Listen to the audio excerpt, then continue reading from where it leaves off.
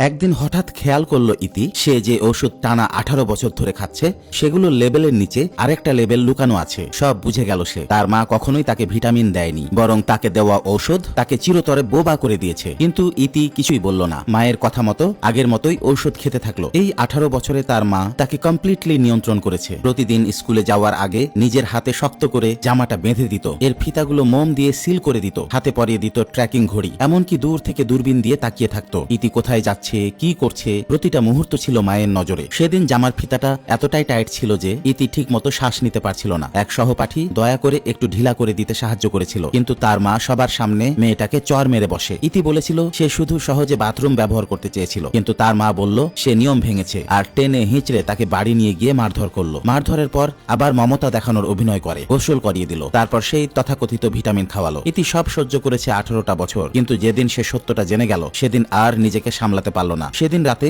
Night স্টাডির অজুহাতে সে বাড়ি থেকে বের হলো, মুখে রাখা দুইটা ওষুধ থুথু দিয়ে ফেলে দিল, ট্র্যাকিং ঘড়িটা খুলে ছুঁড়ে ফেললো, একটা দামি গাড়ি লক্ষ্য করে কোনো দ্বিধা ছাড়াই দৌড়ে গিয়ে এক অচেনা লোকের কাছে গিয়ে দাঁড়ালো। মায়ের চোখের সামনেই সে নিজে জামা খুলে ফেললো, আর সেই রাতেই প্রথমবার এমন কিছু করলো যেটা তার মা সবচেয়ে বেশি ভয় পেত। ইতির মনে হলো এই প্রথম সে সত্যিকারের মুক্ত বাতাস পাচ্ছে। লোকটা তার চোখে একরকম জেদ আর দৃঢ়তা দেখলো। সে নিজের যোগাযোগের নাম্বার দিতে চেয়েছিল, কিন্তু ইতি পাত্তাই দিল না। সে জানতোই না এই লোকটাই শহরের সবচেয়ে বড় গ্যাং লিডার রিফাত, এমন একজন মানুষ যে চাইলে তাকে এই খাঁচা থেকে বের করে আনতে পারে। পরের দিন বাড়ি ফিরতেই ইতি আবার মার খেলো, কিন্তু এবার সে মাথা নোয়ালো না। তখন তার মা বের করলো বিদেশে পড়ার অ্যাডমিশন লেটারটা। সেটাই ছিল ইতির একমাত্র পালানোর আশা, কিন্তু তার মা চোখের সামনে সেটাকে ছিঁড়ে ফেললো। বলল, তুই কোনোদিনও আমাকে ছেড়ে যেতে পারবি না, সারা জীবন আমার সাথেই থাকবি। ইতি পুরোপুরি ভেঙে পড়লো। ঠিক তখনই দরজায় হাজির হলো রিফাত বিয়ের প্রস্তাবের উপহার নিয়ে, আর সেই মুহূর্ত থেকেই ইতির জীবন পুরোপুরি বদলে যেতে শুরু করলো। বন্ধুরা, আমার গল্পের নায়ক নায়িকার নাম তোমাদের নামে শুনতে চাইলে কমেন্টে নাম জানাও, এভাবেই আসবে তোমাদের নাম কোনো এক ভিডিওতে।